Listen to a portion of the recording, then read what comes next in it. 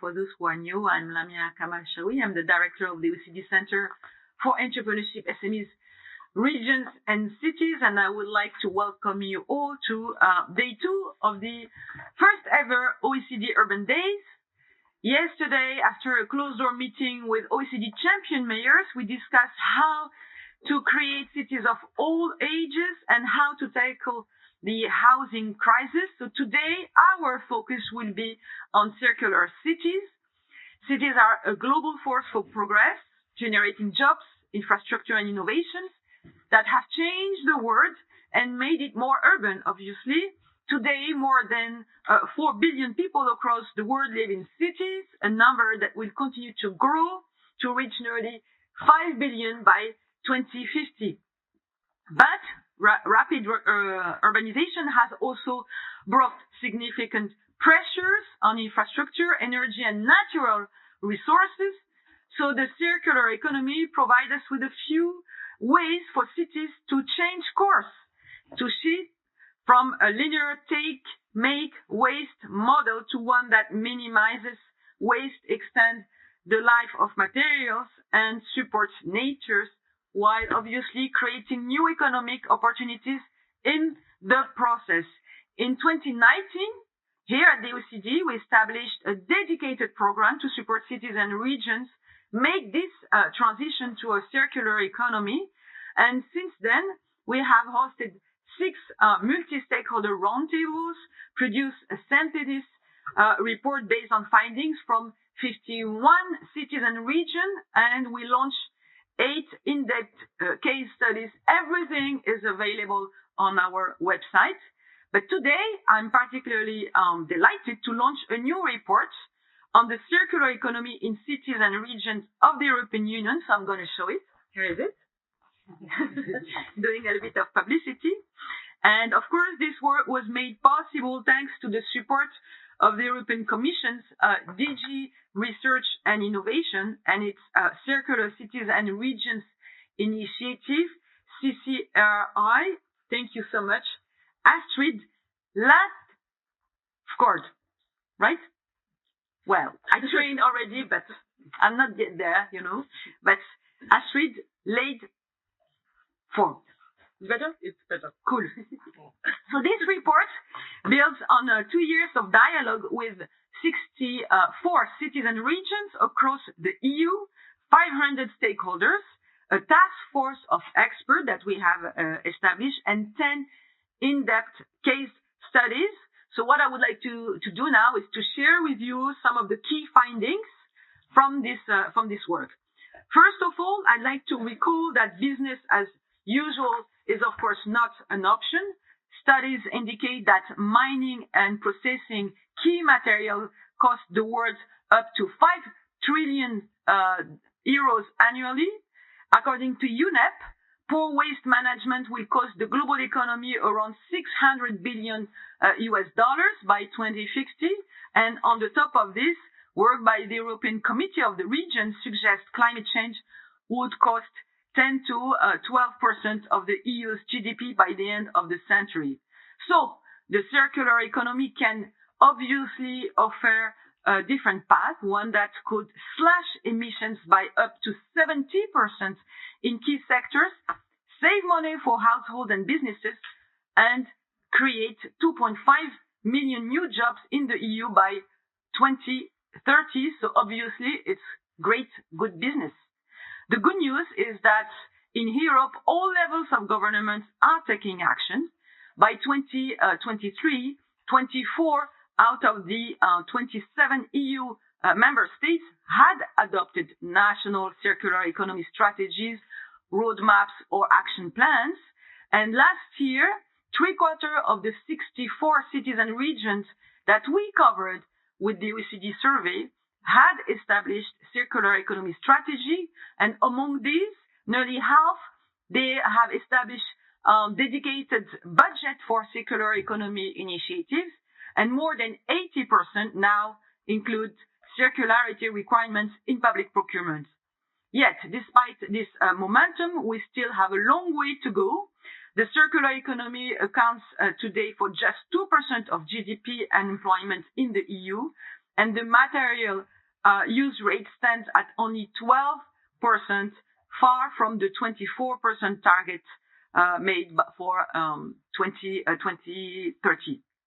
So the report we're launching today provides 53, it's a lot, Aziza, 53 and Oriana, concrete recommendations to accelerate the circular economy in cities and regions. Actually, the recommendations are very, very granular, and which means that we hope they're going to be extremely useful. What I'm going to do is to focus on 4 key priorities underlying them.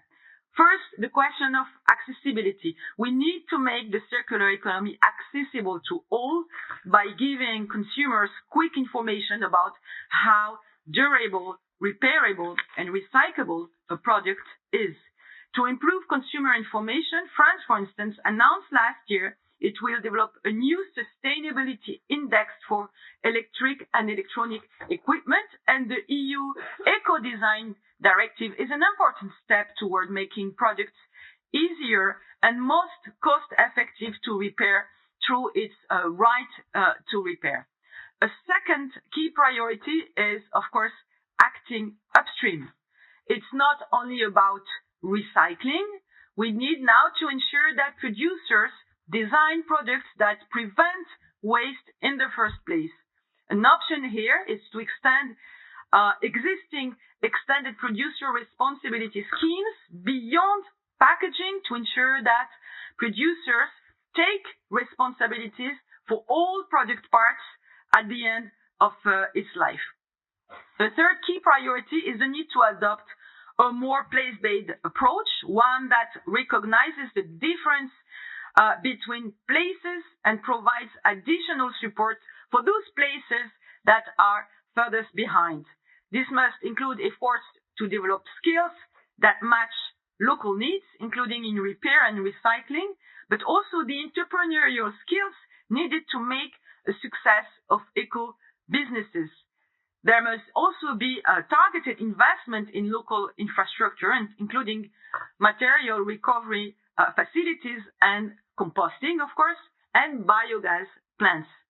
Finally, we must work to develop better data at local and regional level. For example, integrating subnational indicators into the EU Circular Economy Monitoring Framework, the CEMF, would potentially give policymakers a clearer picture of what's working and where targeted action is needed. At the OECD, of course, we stand ready to support this effort by developing new granular subnational data on material use and waste as part of our unique international, regional, and metropolitan databases, which are now, of course, accessible online, but also through our new local data portal. And I invite you, everybody, to type on the website OECD local data portal. You all come from a city, you type your city, and you have like hundreds of indicators at a very disaggregated level. So, ladies and gentlemen, the circular economy provides us with an opportunity to make our cities more sustainable and create new jobs. I insist on that. It's good business. But it requires action at all levels of government and across all sectors to make it a reality. So I look forward to today's discussion and how we can just do that. Thank you so much.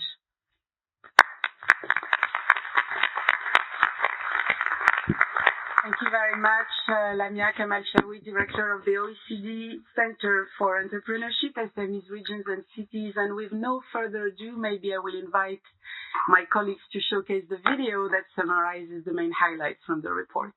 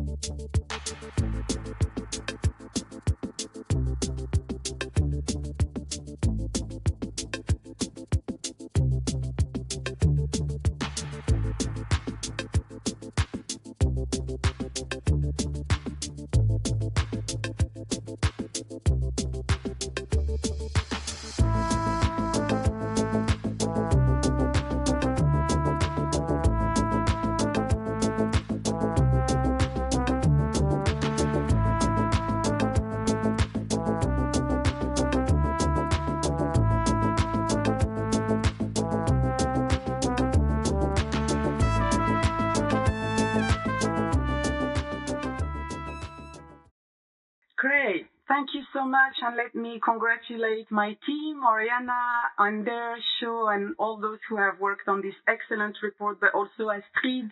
We hear from Astrid and our partners in the European Commission in a while on the rationale for developing this piece of work and what is coming next, because this is actually the beginning of a journey. Really my pleasure to moderate this first session of the day. For those who have not seen so far, my name is Aziza Akmouche, and I'm heading the Cities, Urban Policy and Sustainable Development Division in the OECD, and I'll try to stick to the plan for this first session of the morning. We'll have the opportunity to hear from a number of guest speakers that I'd like to thank for their time, but also for the great collaboration over the past few years on circular economy.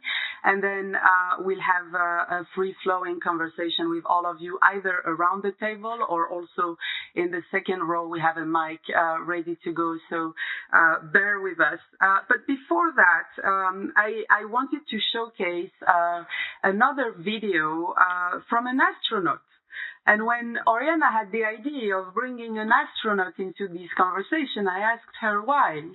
And she came with this very interesting background that in 1966, the economist Kenneth Boulding published an essay, you may be aware, that is called The Economics of the Coming Spaceship Earth, where he actually compared the cowboy economy using illimited resources versus the closed system of a space station. And the circular economy then has asked Colonel Luca Parmitano, the lead astronaut from the European Space Agency, how the astronauts actually manage assets, including natural capital, to secure a supply of goods and services in the long run.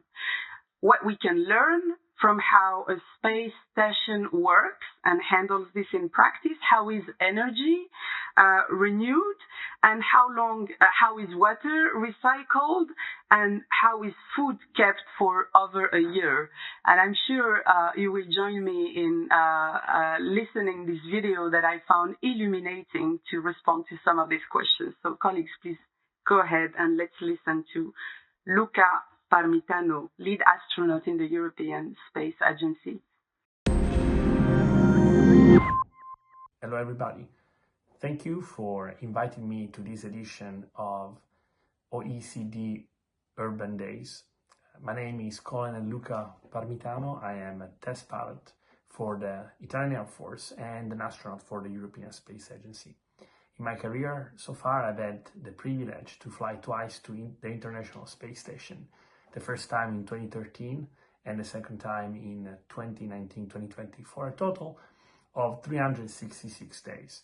I was also the station commander on my second flight, so it's really a privilege to be here to share that experience and how it actually touches some of the conversations that you will be having these days. Space is a unique testbed for a lot of the technologies that we are exploring today to make life better on Earth. And the space station is in itself an experiment.